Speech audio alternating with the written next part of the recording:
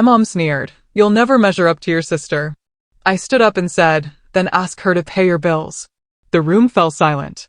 Have you ever had a moment where decades of pain, of feeling like you were never quite enough, finally erupted? A single, stinging sentence that just snapped something inside you?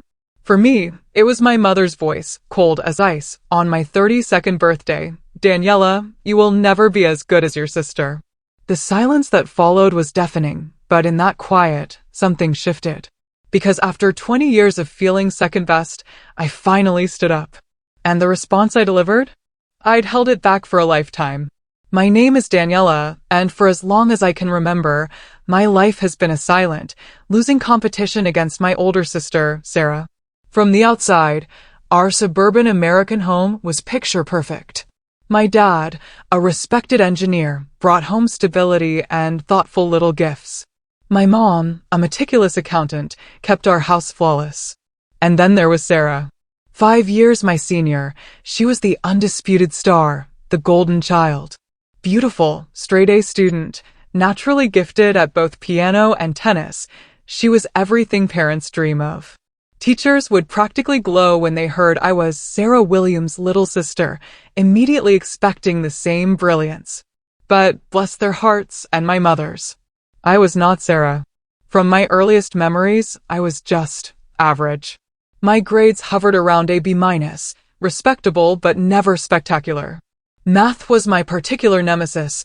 I'd spend hours at the kitchen table, papers strewn around, fighting back tears, struggling with fractions Sarah had aced years younger. What truly set my soul on fire, though, was art. By 6, my sketchbooks were bursting with colorful worlds I'd imagined. I'd present these creations to Mom, desperate for the same awe she reserved for Sarah's achievements. I'll never forget one evening when I was 7. Sarah, 12, played Chopin at her piano recital, her fingers dancing across the keys with an emotion that belied her age. The audience erupted, Mom dabbing tears of pride. The very next day, I finished a painting of our family, a week-long labor of love.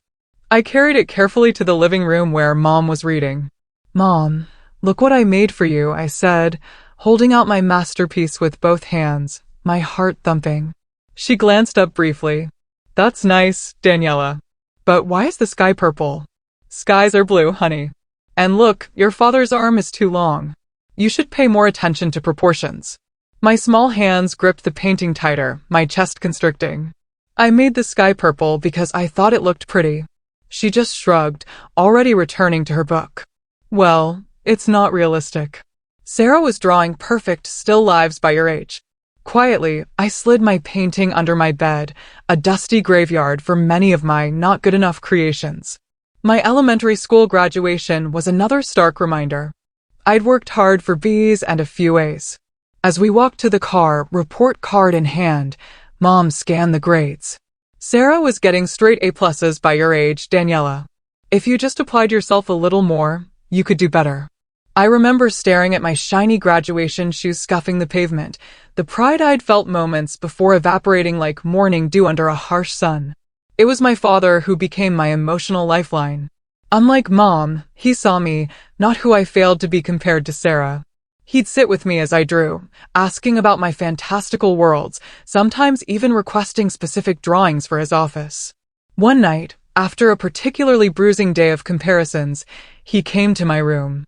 You know, Danny, he said, using the nickname only he called me, not everyone is meant to shine in the same way. Some stars are bright and obvious, like the North Star. Others might seem less noticeable at first, but when you really look, they have colors and qualities all their own. I didn't fully grasp it then, but his words were a balm. At least one person in my family saw something valuable in me. Despite Dad's quiet support, the consistent message from Mom, and the subtle reinforcement from extended family and teachers, was clear. I was living in Sarah's shadow, my own light dim by comparison. I developed coping mechanisms early. I became adept at smiling and nodding when people gushed about Sarah's latest triumphs. I learned to steer conversations away from academic comparisons. Most importantly, I built a private internal world where I promised myself that someday, somehow, I would find something I could excel at, something that would make my mother look at me the way she looked at Sarah. But as each year passed, that promise became harder to believe. The gap between Sarah's achievements and mine seemed to widen. While a part of me began to accept that I might never measure up, another part still desperately yearned for Mom's approval. By the time I finished elementary school, I had a complex relationship with achievement. I both craved and feared it, knowing whatever I accomplished would be measured against Sarah's gold standard. Still, I held on to hope that middle school would be different, that I would finally find my place to shine. That hope, like many before it, would prove more complicated than my young heart anticipated. The summer before 8th grade marked a seismic shift. Sarah wasn't just accepted to Harvard, she'd received a full academic scholarship. Our house transformed into a celebration hub, relatives and friends constantly congratulating her and my parents. I remember the party Mom threw, our living room adorned with crimson and white, Harvard memorabilia everywhere. As I helped arrange platters of food, I overheard Mom telling her friends, "We always knew Sarah was destined for greatness." From the moment she started talking in complete sentences at 18 months, we just knew. I was 13, awkwardly navigating the early stages of adolescence, feeling increasingly invisible in my own home. That night, as guests fawned over Sarah, I slipped away to my room, turned up my music, and sketched aggressively in my notebook, my pencils sometimes tearing through the paper. When school started that fall, something in me had irrevocably shifted. The eager-to-please student vanished, replaced by a girl who no longer saw the point in trying. My grades, never stellar but at least respectable, began to slide. C's and even a few D's appeared on my report cards, each one met with Mom's escalating disappointment and frustration. By mid-semester, I was called to the guidance counselor's office. To my utter mortification, Mom had arranged the meeting. She sat primly, back straight, hands folded, expression grim. Daniela has always been a bit of an underachiever compared to her sister, she explained to Mr. Wilson, as if I wasn't sitting right there. But this recent behavior is concerning. Her sister was class president by this age and preparing for advanced placement courses. Mr. Wilson, to his credit, tried to redirect, "Every student has their own journey, Mrs. Williams. Why don't we talk about Daniela's interests and strengths?" But Mom wasn't interested. The meeting ended with a behavior improvement plan, weekly progress reports, and restricted privileges. It was around this time I discovered a new outlet for my creativity and rebellion. The local community center offered weekend art workshops, and I plunged into urban art styles, fashion sketches, and mixed media, a universe away from the traditional still lives Mom considered real art. My wardrobe transformed too, gone were the preppy outfits Mom preferred, replaced by thrift store finds, band t-shirts, and accessories that made me stand out. I even dyed a purple streak in my hair, a decision that earned me a 2-week grounding and an endless lecture about respecting my appearance. "What will people think?" Mom lamented. "Sarah never went through a phase like this." "Maybe that's the problem." I shot back. "Maybe I'm tired of hearing about what Sarah would do." My social circle shifted, too. I gravitated towards other creative outcasts who didn't fit the conventional mold of success. My best friend, Emily, with her green-tipped hair and passion for photography, became my lifeline. She represented everything Mom disapproved of, which made our friendship all the more valuable. "Your mom has Sarah goggles on," Emily told me one afternoon on the bleachers, avoiding going home. She can't see past her perfect firstborn to realize she has another awesome daughter who's just awesome in different ways. Those words stuck with me, providing a framework for understanding our family's dysfunction that didn't require me to be the problem. Despite my apparent academic apathy, I continued to secretly develop my artistic skills. During my sophomore year, when the high school announced a student fashion design competition, I worked for weeks on my entry, staying late after school, even working at Emily's house to keep it hidden from Mom. The day of the announcement, I could barely contain my excitement when my name was called as the first place winner. My design, A reimagined, vintage-inspired dress with modern architectural elements had impressed the judges from the local art college. That evening, I burst through the front door, trophy and certificate in hand, ready to finally share an achievement Mom could be proud of. "Mom," I called out, finding her in the kitchen. "I won first place in the design competition." She looked up from the vegetables she was chopping, her expression more confused than pleased. "The what?" "The fashion design competition at school. Look." I held out the trophy, a small figure holding a swatch of fabric aloft. She put down her knife, wiped her hands on a towel, examining my prize with a frown. "I didn't even know you entered a competition. When did you work on this? Is this why your algebra grade slipped to a C- last month?" My heart sank. "Does it matter? I won, Mom. Out of the whole school." She handed the trophy back with a sigh. "Daniela, if you spent half the time on your academics that you do on these art projects, you might actually have a future like your sister." Sarah was already preparing for college entrance exams by your age, not wasting time on hobbies. Something snapped inside me then. "It's not a hobby. It's what I'm good at, what I love. Why can't you see that?" "What I see is potential being wasted," she replied coldly. "These little creative projects won't get you into a good college or provide a stable future." "They're not little projects to me," I shouted, my voice cracking. "And maybe I don't want Sarah's future. Maybe I want my own." It was our first real confrontation, the first time I'd openly challenged her vision of who I should be. I ran to my room, slammed the door, clutching my trophy and sobbing into my pillow. Dad came in later, sitting quietly on my bed, a gentle hand on my shoulder. "She just wants what's best for you," he said softly, though I could hear the doubt in his voice. "No," I replied through tears. "She wants what's best for Sarah. She wants another Sarah."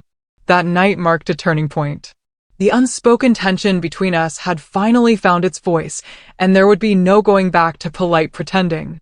The situation grew even more strained when Sarah graduated summa cum laude from Harvard and immediately secured a position at a prestigious law firm in Boston. Again, our home became a shrine to Sarah's achievements: framed diploma, offer letter on the fridge, constant calls from relatives congratulating my parents on raising such an exceptional daughter. All the while, I was preparing for my own graduation, applying to colleges with strong art and design programs, trying to chart a course that felt true to myself. But with each step I took toward my future, I felt the weight of comparison growing heavier, threatening to crush the fragile sense of identity I was building.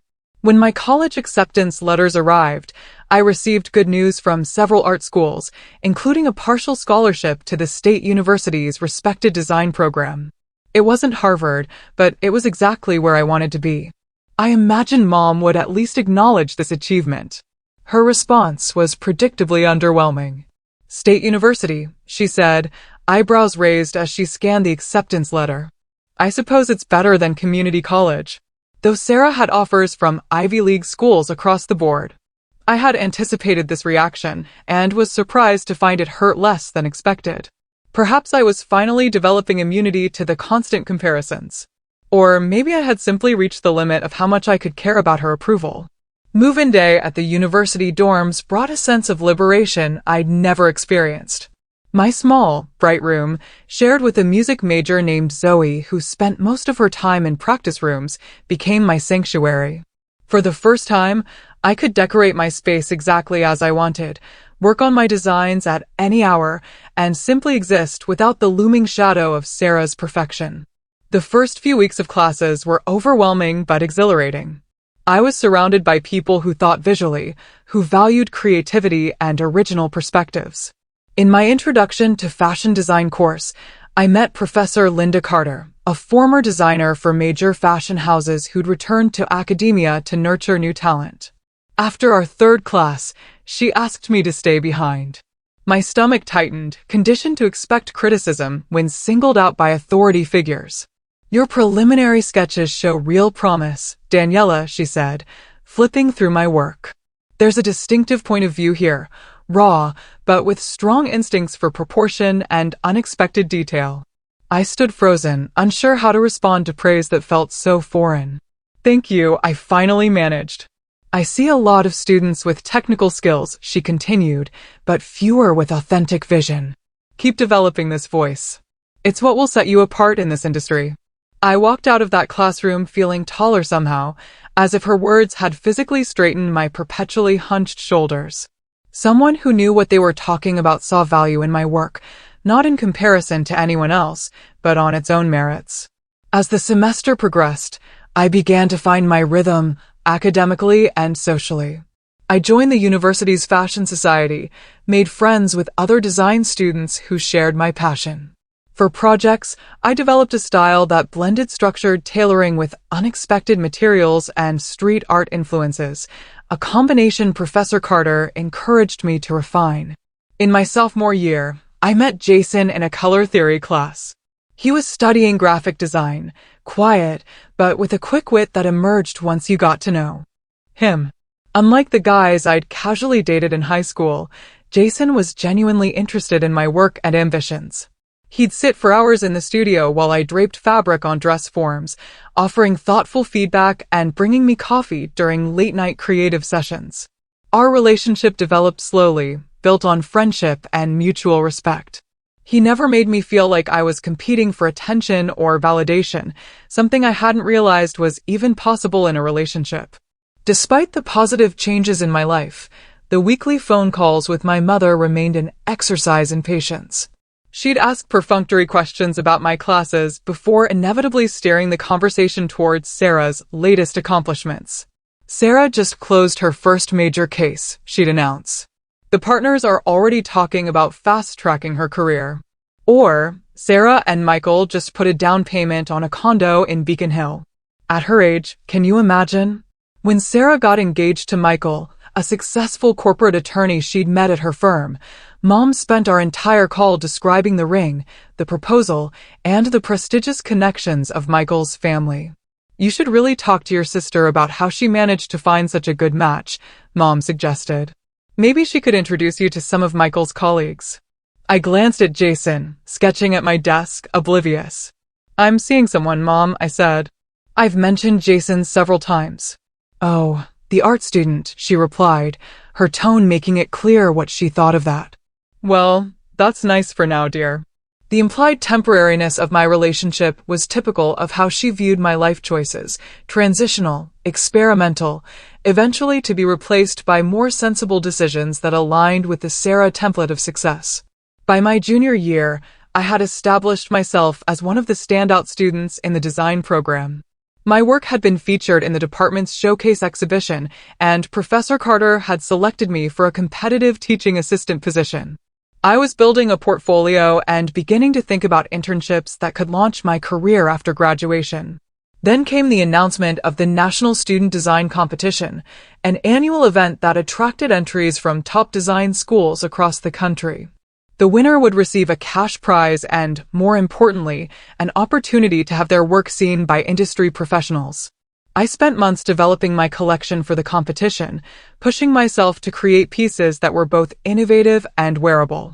Jason and my friends witnessed the evolution of my designs, offering encouragement during moments of doubt and celebrating small victories.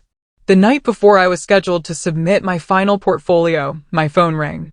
It was my mother, calling for our weekly check-in. Hi, Mom, I answered, pinning a final piece onto my presentation board. Daniela, did you hear about Sarah's promotion? She'll be the youngest senior associate in her firm's history.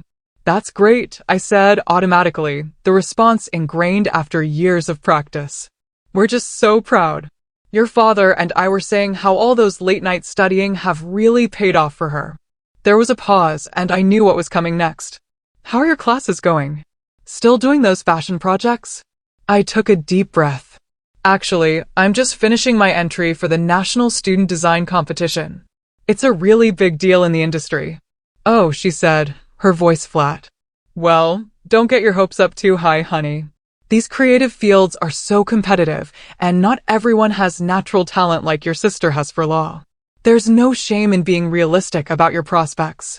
I closed my eyes, phone pressed to my ear, surrounded by the evidence of months of hard work and growth. Thanks for the encouragement, Mom, I said, not bothering to hide the sarcasm. I'm just being honest, Daniela. Not everyone can be exceptional like Sarah. Sometimes being average is perfectly fine. After we hung up, I sat motionless for several minutes, her words echoing in my head. Then, with deliberate movements, I returned to my work, channeling the hurt into a final push to perfect my submission. As I completed the last details, I made a promise to myself. Whether I won or lost this competition, I would no longer measure my worth through my mother's eyes.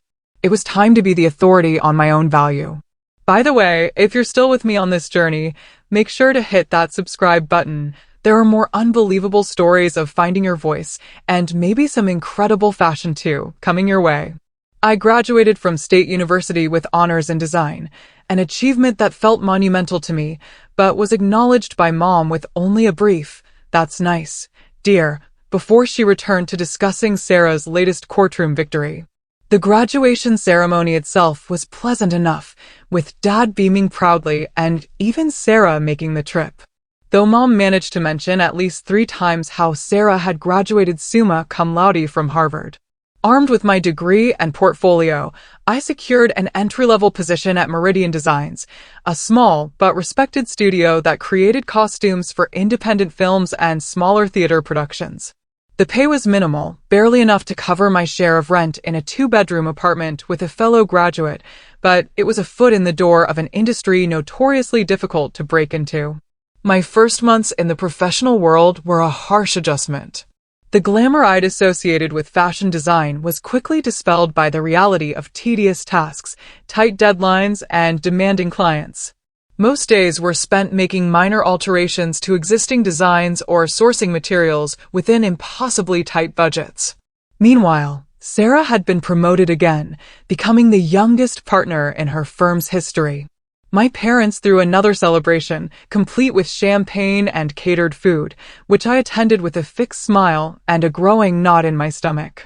The contrast between her corner office, with a view of the Boston skyline, and my crowded workroom in a converted warehouse couldn't have been more stark. "How's the costume job?" Sarah asked me during that party, making an effort to show interest. "It's design, not just costumes," I corrected automatically. "And it's challenging, but I'm learning a lot." She nodded sympathetically. "Well, everyone has to start somewhere. I'm sure you'll move up eventually." Even from Sarah, who I believed meant well, the comment stung. There was always the implication that my path was somehow less valid, less impressive, a stepping stone to something that more closely resembled her version of success. The financial reality of my chosen career became increasingly apparent. While Sarah was purchasing her first home, I was counting pennies to make rent and juggling credit card payments. Jason and I had been dating steadily throughout this period, his own career in graphic design progressing somewhat more lucratively than mine. But the stress of financial insecurity began to strain our relationship. "Maybe you should consider a more commercial direction," he suggested one evening after I'd vented about a particularly difficult day. "There's nothing wrong with designing for retail. At least it pays better." "That's not why I got into this," I replied, frustrated that even he didn't seem to understand. "I don't want to create disposable fashion that ends up in landfills after one season." "I know, but you also need to live," he said gently. "You can barely afford groceries right now." The argument escalated, touching on deeper issues of ambition, practicality, and our different perspectives on career success. It was our first serious fight, and though we reconciled, something had shifted. 2 months later, after more tension and increasingly frequent disagreements, we decided to take a break that eventually became a permanent separation. Heartbroken and questioning my choices, I threw myself even more intensely into my work. I stayed late at the studio, volunteered for the most challenging projects, and spent weekends developing my own designs, refusing to give up on the vision that had sustained me through years of doubt. The turning point came unexpectedly. Meridian was contracted to create costumes for an experimental theater production, and due to budget constraints and a tight timeline, I was given more responsibility than usual. I designed a series of transformative garments that could be modified on stage to represent character evolution, using techniques I had developed in my personal work. Opening night arrived, and I stood nervously in the back of the theater, watching as the actors brought my designs to life. The audience gasped audibly during a particularly dramatic transformation scene. At the after-party, the director made a point of publicly acknowledging my contribution. "The costumes were characters themselves tonight," he said, raising a glass in my direction. "Daniela Williams has created something truly special here." Among the attendees was a local fashion blogger who approached me for an interview about my design process. The article she published the following week caught the attention of Emma Wilson, a well-established designer known for her avant-garde creations and commitment to sustainable practices. To my shock, Emma emailed me directly, expressing interest in my work and inviting me to show her my portfolio. Our coffee meeting turned into a 3-hour conversation about design philosophy, innovation, and the future of fashion. By the end, she had offered me a position on her small but influential design team. The salary was still modest by most standards, but it represented a significant improvement in both my financial situation and professional standing. More importantly, it was validation from someone whose opinion I deeply respected. I called my parents that evening, eager to share what felt like my first significant professional breakthrough. "Emma Wilson?" Mom repeated after I excitedly explained who she was and the opportunity. "I've never heard of her. Is this still costume work?" "No, Mom. This is high-end fashion design.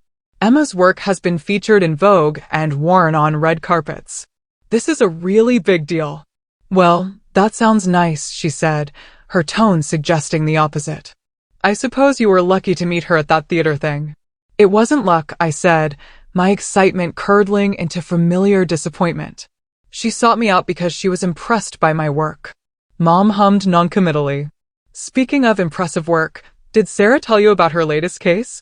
She's representing that technology company in the big antitrust suit. It's been in all the papers." I ended the call shortly after, promising myself that this would be the last time I sought her approval. My father called back 10 minutes later. "I just wanted to say congratulations, Danny," he said warmly. "I looked up this Emma Wilson, and her designs are remarkable, different, like your work. I'm proud of you for catching her eye." His support meant everything, a small island of validation in a sea of indifference. But as I prepared to start my new position, I couldn't help wondering if I would ever stop measuring my achievements against the impossible standard of Sarah's success, or if my mother would ever see my path as anything but a pale shadow of my sister's brilliance. 6 months into my position with Emma Wilson's design team, I received an invitation that filled me with equal parts obligation and dread: my mother's 60th birthday dinner. Under normal circumstances, I might have found an excuse, but Dad's voice on the phone had that particular tone that told me my absence would hurt him deeply. "It would mean a lot to your mother, Danny," he said. "Sarah and Michael are coming in from Boston. It'll be the whole family together." So, I found myself on a Friday evening in early autumn, parking my second-hand car in the driveway of my childhood home, steeling myself for the inevitable comparisons and subtle put-downs that characterized family gatherings. I had brought a carefully selected gift, a vintage silk scarf in my mother's favorite colors that I had found at an estate sale and professionally restored. It was thoughtful, but within my limited budget, though I knew it would pale next to whatever extravagant present Sarah would undoubtedly provide. The house looked exactly as it always had, meticulously maintained and decorated with tasteful restraint. As I walked up the path, I could already hear voices inside, the familiar cadence of my family's conversation bringing both comfort and anxiety. Sarah answered my knock, looking as polished and put together as ever in a tailored dress that probably cost more than my monthly rent. But her smile seemed genuine as she pulled me into a hug. "Daniela, you look great," she said, stepping back. "I love your outfit. Is that one of your designs?" I nodded, surprised by her interest. The dress I wore was indeed my own creation, a simple but distinctive piece with architectural details at the shoulders, made from repurposed vintage fabric. "The structure is amazing," she continued. "You have to tell me about your new job." Before I could respond, our mother appeared in the hallway behind Sarah. "Daniela, you're finally here," she said, moving forward to offer her cheek for the obligatory kiss. "We were about to start the appetizers without you." Sorry, traffic was heavy coming out of the city, I explained, though I had actually been precisely on time. Happy birthday, Mom. Dinner proceeded as expected at first. My father had prepared my mother's favorite meal, and the conversation revolved primarily around Sarah's work and her life with Michael in Boston. I picked at my food, offering appropriate responses when directly addressed, but otherwise fading into the background, as I had learned to do years ago. Then, over the main course, Sarah cleared her throat and exchanged a meaningful glance with Michael. Actually, we have some news, she announced, her face glowing. I've been promoted to lead counsel for the firm's international division. My parents erupted in congratulations, Mom actually clapping her hands in delight. And Sarah continued, her smile widening, and we're expecting. I'm 3 months pregnant. The news of my impending niece or nephew momentarily overshadowed even the impressive career announcement. Mom's eyes filled with tears as she rushed to embrace Sarah, while Dad beamed with grandfatherly pride. I offered my own sincere congratulations, genuinely happy for my sister, despite the familiar twinge of inadequacy her achievements always inspired. A toast, Dad declared, raising his glass to Sarah and Michael and to the newest member of our family. We all raised our glasses. Mom dabbed at her eyes with her napkin. My first grandchild, she said, her voice thick with emotion. Sarah, you have always made us so proud. And now this, it's perfect. As the excitement settled and conversation returned to details of Sarah's pregnancy and plans for the baby's room, I found myself wanting to contribute something positive to the evening. Despite years of disappointment, some childish part of me still craved my mother's approval.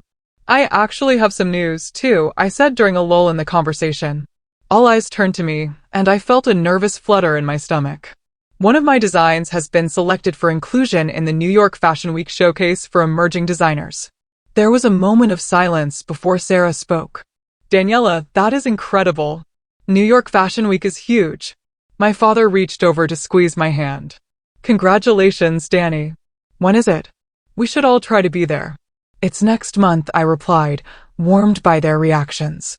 It's just one piece in a group showcase, but it's a big opportunity for exposure. I looked toward my mother, hoping for some sign of enthusiasm. Her expression was polite, but noticeably less animated than it had been moments before. Is that so? She asked. Well, that sounds nice. Is it the main event, or some sort of sideshow? The dismissiveness in her tone was so familiar, it almost didn't hurt anymore. Almost. It's part of the Emerging Designers platform, I explained, keeping my voice even. Many successful designers got their start there. She nodded, her interest clearly waning. I suppose any exposure is good in your field. She turned back to Sarah. Now, about the baby shower. I was thinking we could host it here, maybe with a garden theme since the due date is in spring. The conversation moved on as if my news had been nothing more than a minor interruption. I fell silent again, pushing food around my plate and wondering why I had bothered to share my achievement at all. Later, as we moved to the living room for coffee and birthday cake, my parents began discussing plans for their upcoming 40th wedding anniversary. We were thinking of renting a venue, Dad explained. Nothing too elaborate, but something nice to mark the occasion. Those places charge a fortune these days, Mom said, frowning. I was looking at the Gardenia room, but their minimum is $3,000, not including food or drinks. I could contribute, Sarah offered immediately. Consider it part of your anniversary gift.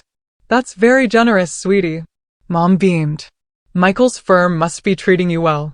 We're comfortable, Sarah acknowledged modestly. And we want to help make it special for you both. Mom turned to me, eyebrows raised expectantly. And what about you, Daniela? Will you be contributing as well? The question was loaded, heavy with awareness of my financial limitations, which she had never bothered to understand were a normal part of establishing oneself in a creative industry. I can help with the planning and design elements, I offered. I could create custom invitations and decorations that would cost a fortune if you hired someone. My mother's expression tightened. I was thinking more of financial assistance, Daniela. Your sister is offering to help with the actual expenses. I know what Sarah is offering, I replied, an edge creeping into my voice. I am offering what I can.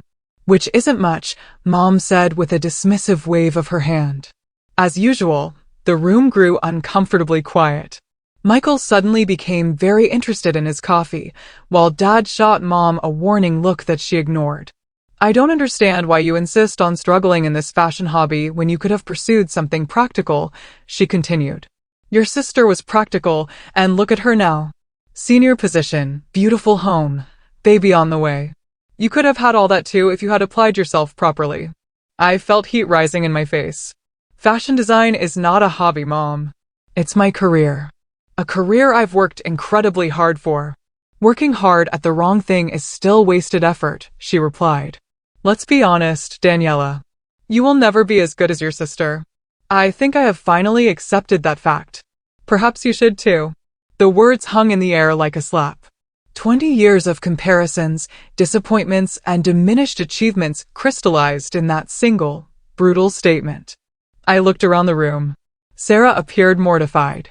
My father, stunned into silence.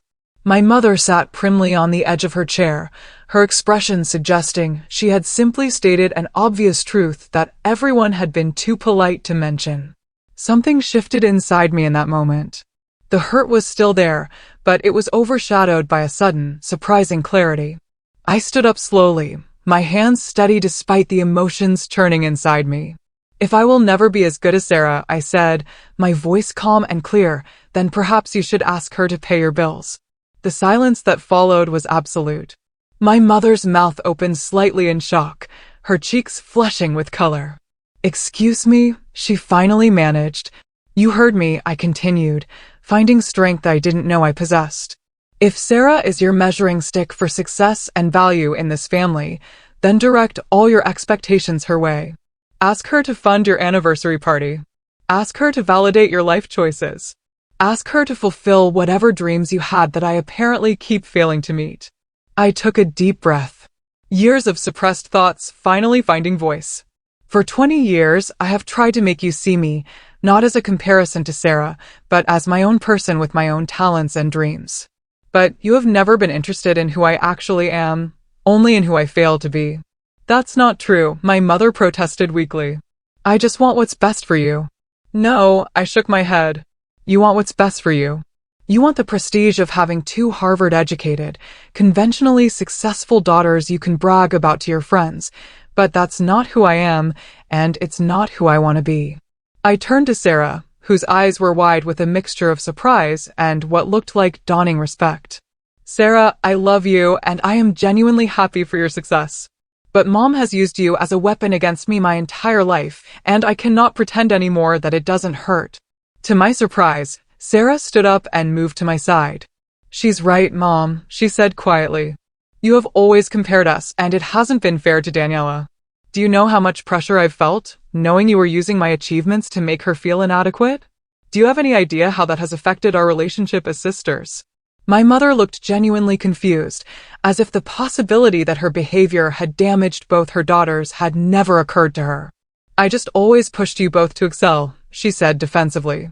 No, my father finally spoke, his voice unusually firm. You pushed Sarah to excel in ways you valued, and you pushed Daniela to be Sarah. That is not the same thing, Elizabeth.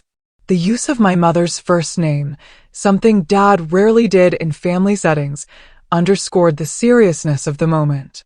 My mother looked at him, betrayal written across her features. I have sat by too long watching this dynamic, he continued. I told myself it wasn't my place to interfere with how you parented. But I was wrong. I should have spoken up years ago when I saw how your constant comparisons were hurting Daniela.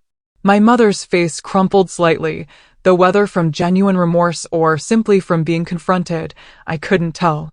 I felt suddenly exhausted. Decades of emotional suppression taking their toll now that the dam had broken.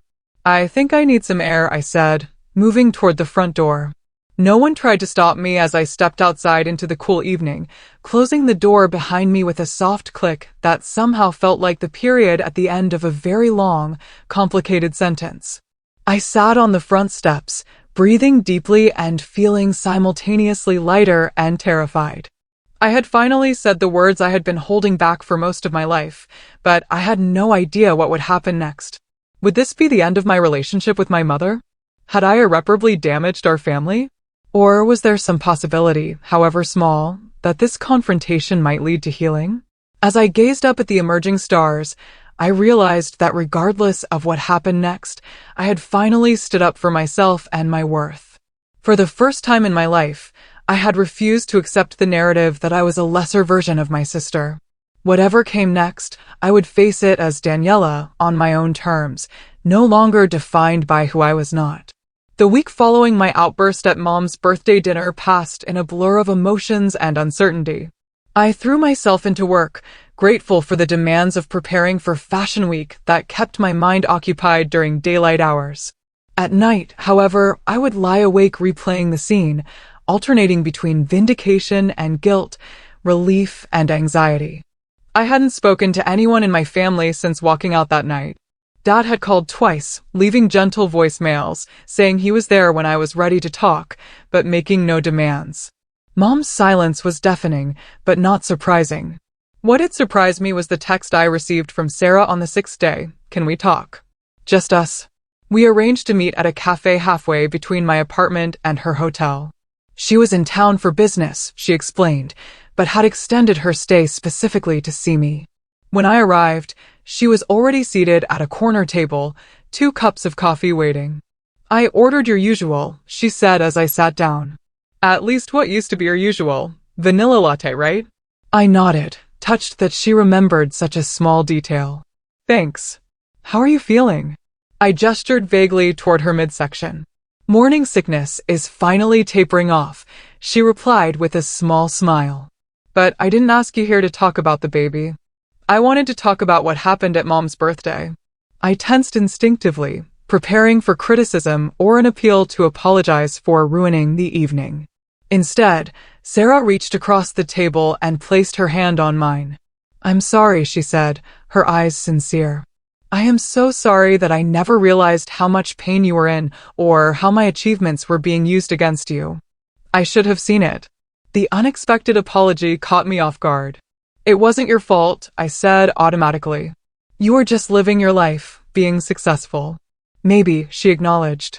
But I wasn't being a good sister. I knew Mom compared us, but I convinced myself it was normal parenting or that it would push you to find your own path. I never considered how damaging it really was. We talked for nearly 3 hours, truly communicating perhaps for the first time in our adult lives. Sarah shared her own struggles with our mother's expectations, the pressure she felt to maintain her perfect image, and her genuine admiration for my creative talents and determination. You know what's ironic, she said, stirring the remnants of her 3rd cup of tea. I used to be jealous of you. I nearly choked on my coffee. Jealous of me? That's absurd. Not at all, she insisted. You always knew exactly what you wanted to do. You had this passion for design from the time you were little, and you never wavered. I fell into law because it was what was expected, what I was good at. But I never had that certainty, that fire you have. Her words shifted something fundamental in my understanding of our family dynamic. I had always seen Sarah as the golden child, effortlessly perfect and secure in her place. The idea that she might have envied aspects of my life had never occurred to me. So what happens now? I asked eventually. With Mom, I mean. Sarah sighed. She's hurt and confused. I don't think anyone has ever challenged her worldview like that before. Dad is finally standing up to her too. They're having a lot of conversations behind closed doors. As we parted with a genuine hug, I felt the first stirrings of hope that perhaps our relationship as sisters could evolve into something healthier, something based on mutual respect rather than competition. 2 days later, my father showed up at my studio during lunch break. I had texted him the address, but was still surprised to see him navigating the creative chaos of the workspace, looking simultaneously out of place in his button-down shirt and immensely proud as he examined the sketches and fabric samples strewn across my desk. This is where the magic happens, huh? He said carefully, picking up a design board for my Fashion Week piece. Something like that, I replied, self-conscious, but pleased by his interest. It's usually not quite this messy. We went to a nearby sandwich shop, where he asked thoughtful questions about my work before eventually steering the conversation to what we both knew was the real reason for his visit. "I owe you an apology, Danny," he said solemnly. "I should have protected you more. I knew what was happening, how your mother's comparisons were affecting you, but I took the path of least resistance. I'd comfort you privately instead of challenging her publicly. You were always my supporter, Dad," I said, meaning it. "I don't know if I would have survived that house without you." "Support is not enough when injustice is happening," he replied, his eyes saying, "I failed you by not being your advocate when you needed one. I'm trying to make up for that now, with your mother." He explained that my confrontation had forced both of them to examine painful truths about their parenting and their marriage. My mother was not having an easy time accepting her role in damaging our relationship, but she was at least beginning to question her behavior. "She may never fully understand," he warned. "She comes from a family where achievement was the only measure of worth, but she does love you, Daniela, even if she has a terrible way of showing it." The night before my Fashion Week debut, as I was making final adjustments to my piece, my phone buzzed with a text message. It was from my mother, the first direct communication since the birthday dinner. "Good luck tomorrow. I know this is important to you." No effusive praise, no declaration of having seen the error of her ways. But it was something, a small acknowledgement of my world on my terms. I replied with a simple, "Thank you," uncertain whether to add more, ultimately deciding that small steps were still progress. The morning of the showcase, I was a bundle of nerves and excitement. Emma had given me the day off, and the emerging designers had been allocated time for final fittings and adjustments. My piece, a deconstructed evening gown that transformed through a series of strategic elements to reveal different aspects of its structure, represented everything I had been working toward. As I helped my model into the complex garment, checking each detail obsessively, I tried not to think about who might or might not be in the audience. This moment was about my work, my vision, not about family approval or validation. The showcase itself passed in a blur of lights, music, and adrenaline. Standing backstage, I watched as my creation moved down the runway, the audience reacting with appreciative murmurs as the model demonstrated the transformative elements. Emma squeezed my shoulder in silent approval, and I felt a surge of professional pride untainted by old insecurities. It was only after the showcase, during the reception that followed, that I saw them. My father was easy to spot, his height making him visible above the crowd. But it was the sight of my mother beside him that stopped me mid-conversation. And next to her, Sarah and Michael, all of them scanning the room, clearly looking for me. Emma noticed my distraction. "Family?" she asked perceptively. I nodded, suddenly nervous in a way the industry professionals had not made me. "Go," she encouraged. "I'll cover for you with the buyers for a few minutes." I made my way through the crowd, my father spotting me first and waving. As I approached, I could see my mother was uncomfortable in this unfamiliar environment, her posture rigid and her smile tight. "You came," I said, the statement directed at all of them, but my eyes on my mother. "We wouldn't miss it," my father replied warmly, embracing me. "Your work was magnificent, Danny. Truly special." Sarah hugged me next. "That dress was incredible. The way it changed on the runway. I've never seen anything like it." My mother stood slightly apart, taking in the scene around us, the fashion industry crowd so different from her usual social circles. Finally, she looked directly at me. "It was very creative," she said, her tone careful, as if she was trying to find the right words in a foreign language. The audience seemed quite impressed. Coming from her, it was practically a standing ovation. I noticed she was wearing the vintage scarf I had given her for her birthday, a small gesture that spoke volumes. "Thank you for coming," I said sincerely. "All of you. It means a lot." "Emma Wilson spoke to us briefly," my father said. "She had remarkable things to say about your talent and future prospects." I saw something flicker across my mother's face. Then, perhaps, the beginning of a realization that my path, so different from Sarah's, might hold legitimate value and success of its own kind. "Is she important in your field?" my mother asked hesitantly. "Very," I replied, not elaborating, letting her sit with the knowledge that someone important valued my work. We didn't have a dramatic reconciliation that night. There were no tearful apologies or profound declarations of change. But as my mother prepared to leave, she paused, looking at me with an expression I had rarely seen directed my way. "Your father and I would like you to come to dinner next week," she said. "To talk, if you are willing." It was a small opening, a narrow crack in a very thick wall, but it was more than I had expected. "I'll check my schedule," I replied, neither committing nor refusing. As they left, Sarah lingered behind for a moment. "She's trying," she said quietly in her own way. The fact that she came tonight, that was a big step for her. I nodded, understanding that decades of entrenched behavior would not change overnight if they changed at all. "One step at a time," I agreed. Returning to the industry reception, I was surprised to find that the anxiety that had always accompanied thoughts of my family had diminished somewhat. Whether or not my mother ever fully accepted my choices or valued my achievements on their own terms, I had begun the process of truly valuing them myself. And perhaps that had been the most important piece all along. 1 year after my confrontation at Mom's birthday dinner, much had changed in my life. The exposure from New York Fashion Week had led to valuable connections and opportunities, eventually allowing me to leave Emma's team with her blessing to establish my own small design studio. It was hardly an empire, just a modest space with 2 part-time assistants, but it was mine, built on my creative vision and determination. My designs had gained attention for their innovative structure and sustainability focus, earning features in several industry publications. The financial stability that had eluded me for so long was finally within reach, though I still lived simply compared to Sarah's lifestyle. My relationship with my family had evolved in ways both expected and surprising. My father and I grew closer than ever, his pride in my accomplishments now expressed openly and frequently.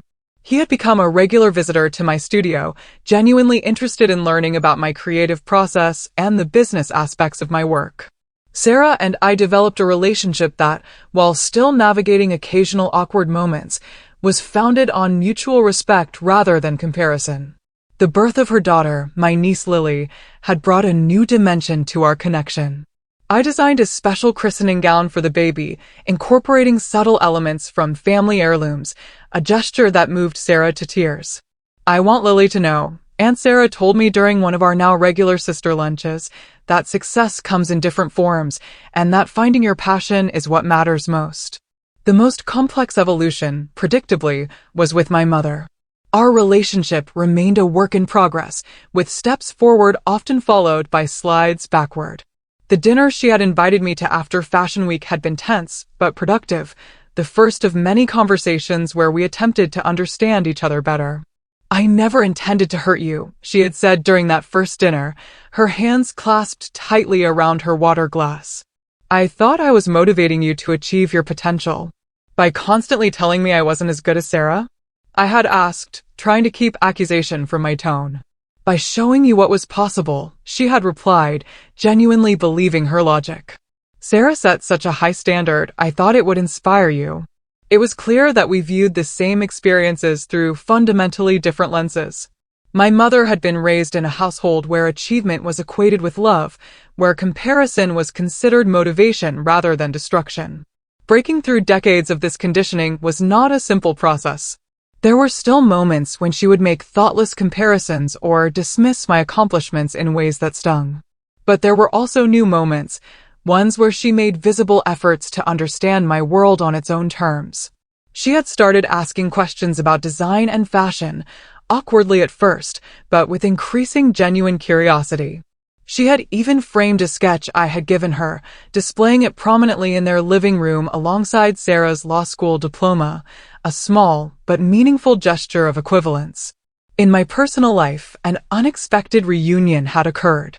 6 months after Fashion Week, I had literally bumped into Jason at an art exhibition, spilling his drink in a scene straight out of a romantic comedy. The years apart had matured us both, his career as a graphic designer having flourished, while he developed a greater appreciation for pursuing passion over practicality. "I was wrong before," he admitted during our first dinner catching up. "I told you to compromise your vision for security, but watching you build something true to yourself has been inspiring. I should have supported you better." Our relationship rekindled slowly, both of us cautious after our previous ending. But there was a depth and understanding now that had been missing before. He understood my work ethic, my need to create on my own terms, and I appreciated his stability and thoughtfulness in ways my younger self had taken for granted. The most profound change, however, was internal. The confidence that had begun to emerge the night I finally stood up to my mother had grown stronger with each passing month. I no longer measured my worth through comparison to Sarah or anyone else. I had built a life that reflected my values and vision, one where success was defined by creative integrity and personal fulfillment rather than external metrics. This new self-assurance allowed me to recognize that Sarah, too, had been a victim of our mother's expectations in her own way. The perfect daughter role had come with its own pressures and constraints. Our conversations revealed how she had sometimes envied my artistic freedom while feeling trapped by the very success that had earned our mother's approval. Learning to forgive my mother was perhaps the most challenging aspect of my journey. Not because she had made a complete transformation, but because I came to understand that true forgiveness was not about erasing the past or pretending the hurt never happened. It was about releasing its power over my present and future. You don't forgive for the other person, my therapist had explained during one of the sessions I had finally allowed myself to pursue. You forgive for yourself, to free yourself from carrying the weight of resentment. This perspective helped me maintain boundaries with my mother while still allowing our relationship to evolve. I learned to correct her when old patterns emerged without the conversation devolving into argument or retreat. I learned to appreciate her efforts, however imperfect, without requiring her to become someone she might never fully be. The culmination of this year of growth came at the opening of my first solo exhibition, a collection that explored transformation and resilience through sustainable fashion. I had invited my entire family, including extended relatives who had previously regarded my career choice with polite confusion. The gallery space was filled with fashion industry professionals, local artists, and potential clients. My father beamed as he moved through the crowd, proudly introducing himself as Daniela's dad. Sarah expertly worked on my behalf, her legal acumen surprisingly transferable to promoting her sister's creative business. And then there was my mother, initially out of her element, but making a visible effort to engage, to understand this world so different from her own. I watched from across the room as she studied one of my signature pieces, a jacket that incorporated repurposed vintage elements with modern structural techniques. I approached slowly, giving her time to form her own impressions without my influence. "What do you think?" I asked, finally standing beside her. She turned, studying my face before looking back at the design. "It's beautiful," she said with surprising sincerity. "I don't understand all the technical aspects, but I can see it's special. The way you've transformed these older pieces into something new while honoring their history. It's quite remarkable." I smiled, genuinely touched by her effort to see my work through an appreciative lens rather than a comparative one. "I have something for you," I said, leading her to a piece displayed in a corner, somewhat separate from the main collection. It was a redesigned vintage dress, subtle but elegant, with structural elements that echoed my mother's preference for classic styles while incorporating my distinctive approach. "This is inspired by a photograph of you from your 20s, I explained. "Dad showed me pictures from when you were first dating. I thought you might like to have it." My mother stared at the garment, then reached out to touch the fabric with careful fingers. To my shock, her eyes filled with tears. "You made this for me?" she asked, her voice uncharacteristically soft. "Yes," I nodded. "It's yours." She turned to me then, emotion clearly visible on her face. "You have such talent, Daniela. Such vision. I'm sorry it took me so long to see it." "Thank you," I said, simply accepting both the compliment and the implied apology. "I'm proud of you," she added, the words I had waited decades to hear. "Proud of you for who you are, not for who I thought you should be." As she embraced me, somewhat awkwardly, but with genuine feeling, I realized that I had achieved something more valuable than her approval. I had reached a place where I no longer needed it to validate my worth, though I could still appreciate it as a gift freely given. Later that evening, as the exhibition wound down, I found a quiet moment to reflect on the journey that had brought me here. From the little girl desperately seeking approval, through the rebellious teenager and struggling young artist, to the woman who had finally found the courage to stand up and claim her own value. I didn't need to be as good as my sister. I only needed to be authentically myself, to honor my own gifts and vision, to create a life that reflected my unique perspective rather than someone else's definition of success. Sometimes the most powerful act is not achieving some external measure of greatness, but simply standing up and speaking your truth. Not to hurt others, but to free yourself from the limitations they have placed upon you. In that moment of standing, you discover that you have been enough all along. Have you ever had to stand up to someone who constantly compared you to others? How did you find the courage to define success on your own terms? Tell me what you think. I really want to know.